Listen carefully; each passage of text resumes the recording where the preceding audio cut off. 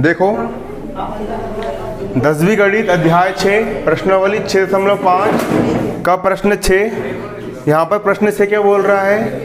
एक समबाहु त्रिभुज है।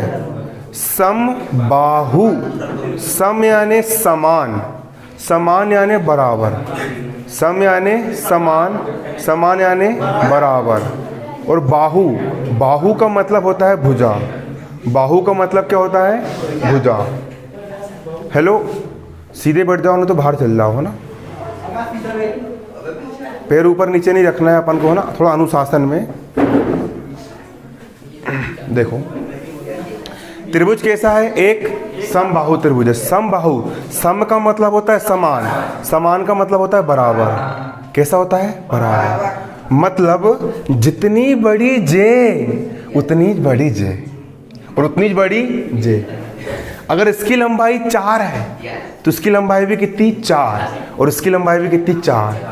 तीनों भुजाएं बराबर हो, उसी को हम बोलते हैं समबाहु त्रिभुज कहते हैं। क्या कहते हैं? समबाहु त्रिभुज कहते हैं। जिसकी हर एक भुजा 2a की है। मतलब ये वाली भुजा की लंबाई भी कितनी है? 2a है।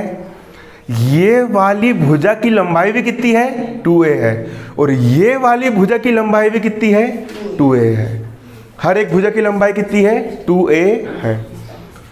अब इतनी भुजाएं आपको दी है, उसके मतलब त्रिभुज के प्रत्येक शीर्ष लंब की लंबाई ज्ञात करो। पहले इसका मतलब समझो कि शीर्ष लंब कहते किसको है?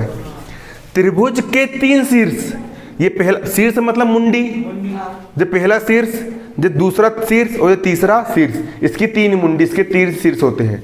और किसी भी शीर्ष से सामने वाली भुजा पर डाला गया लंब, किसी भी शीर्ष से सम्मुख भुजा पर डाला गया लंब, ये क्या कहलाता है? आपका शीर्ष लंब।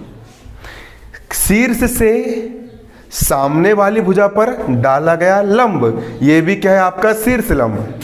शीर्ष से सम्मुख भुजा पर डाला गया लंब, ये भी क्या है? आपका शीर्ष लंब। तो इस शीर्ष लंब की लंबाई ज्ञात करो। ये कितने सेंटीमीटर का है? ये कितने सेंटीमीटर का है? पहले इसको सिंपल समझ लो कैसे करेंगे। देखो, आप लोगों को ये पता है कि भैया इसकी लंबाई कितनी है? 2a है 2a। 2a मतलब 2a, मतलब ये हो जाएगा a और ये भी हो जाएगा a। एक a और एक a, एक a और एक a दोनों को जोड़ दे, कितना हो गया आपका? 2a। 2a का मतलब क्या हो गया? 2a। 2a का मतलब क्या हो गया? 2a। अगर ये 2a है मतलब ये a हुआ ना, एक a और एक a को हमने जोड़े तो कितना आया आपका? 2a आया। मतलब ये हो गया आपका a, ये कितना हो गया? और ये हो गया आपका 2a, और ये हो गया लंब। बन गए सब समकोण त्रिभुज। समकोण त्रिभुज है ये। समकोण त्रिभुज में पाइथागोरस प्रमेय लगाएंगे। ये होता है 90 अंश का। समकोण के सामने भुजा हो गई आपकी कर्ण। कर्ण का वर्ग बराबर लंब का वर्ग धन आधार का वर्ग। वो सूत्र आप लगाओगे, कर्ण का मान रख दोगे, आधार का मान रख दोगे, लंब का मान निकल के आ जाएगा। लंब का मान निकल के आ जाएगा। अब देखो कैसे निकाले। देखो सबसे पहले जो दिया है ना हम वही करेंगे। सवाल में क्या दिया है? सवाल में दिया है कि भैया एक त्रिभुज क्या है अपना? ABC है। एक त्रिभुज क्या है आपका? त्रिभुज ABC है, जिसमें AB, BC और CA बराबर है। AB, BC और CA क्या है? बराबर है। जितनी बड़ी आपकी AB है उतनी बड़ी आपकी BC भी है, और उतनी बड़ी आपकी CA भी है। तीनों की तीनों भुजाएं कैसी है आपकी? बराबर है। और ये किसके बराबर है? AB भुजा भी 2a के बराबर है, BC भुजा भी किसके बराबर है? 2a के बराबर है, और CA भुजा भी किसके बराबर है? 2a के बराबर है। सभी भुजाएं कैसी है आपकी? बराबर है। क्लियर? सभी भुजाएं आपकी कैसी है? बराबर है।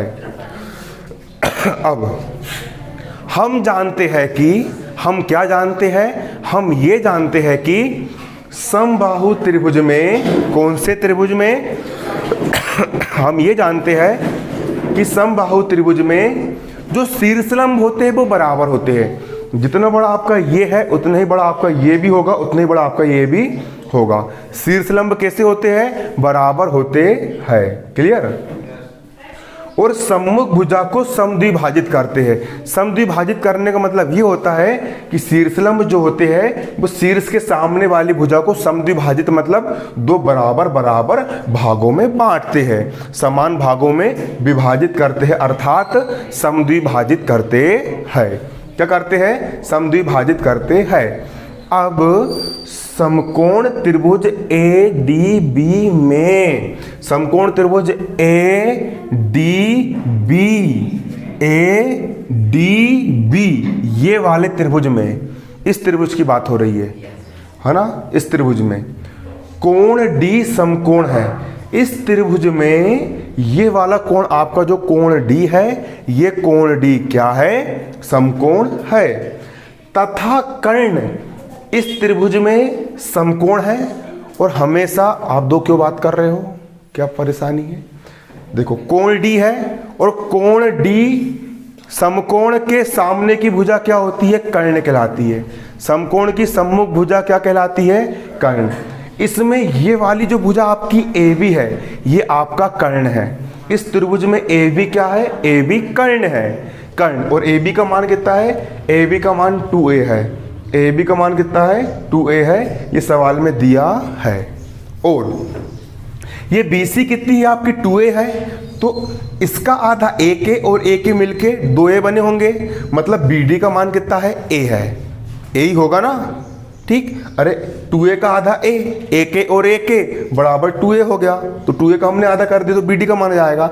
जब ये 2a है तो ये एक A होगी ना।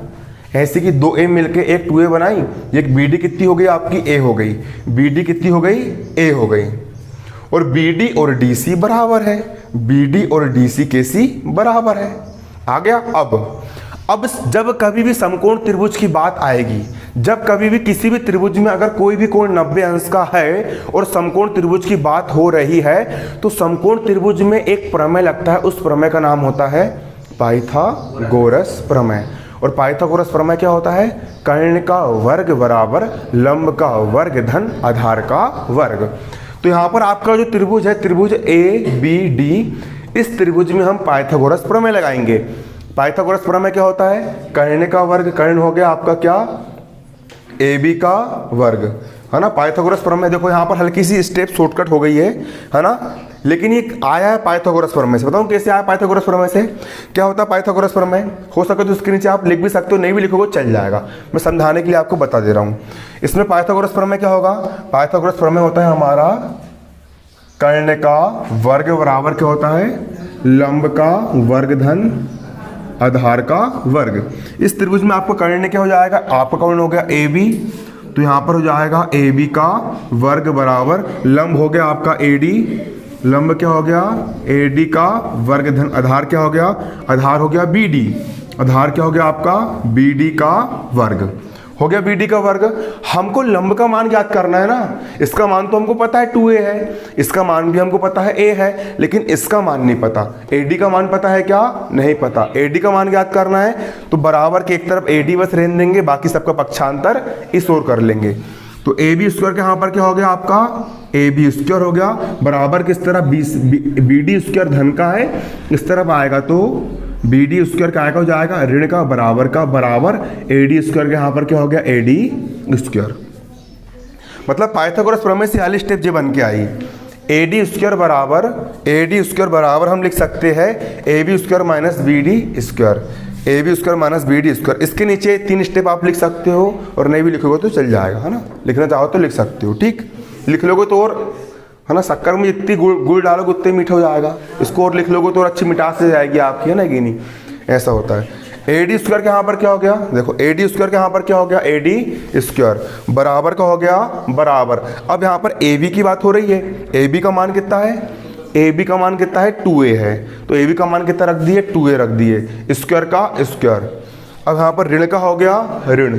BD का मान कितना है? BD का मान कितना? BD का मान A है, तो BD का मान कितना रख दी? A। और यहाँ पर घात 2 है तो यहाँ पर भी क्या लिख दी? घात 2 लिख दिए। अब AD स्क्वायर का AD स्क्वायर हो गया, बराबर का बराबर हो गया, यहाँ पर 2 की घात 2 मतलब 2 गुणित 2 और 2 दूनी कितना हो गया 4 हो गया, 1 की घात 2 का यहाँ पर 1 की घात 2 हो गया, माइनस का माइनस 1 की घात 2 का 1 की घात 2 और 4 1 की घात 2 में से 1 1 की घात 2 गया, 3 1 की घात 2 बचा। अब देखो बराबर किस तरफ यहाँ पर वर्ग है, इस तरफ भी वर्ग आना चाहिए, तो इस तरफ वर्ग लाने के लिए हमने यहाँ पर करनी लगा दी है। तो इसको हम 3 1 की घात 2 को हम करनी के अंदर 3 1 की घात 2 की होल घात 2 लिख सकते हैं।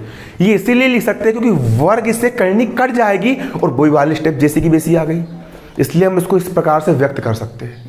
अब इधर के वर्ग से इधर का वर्ग क्या हो गया, कट गया।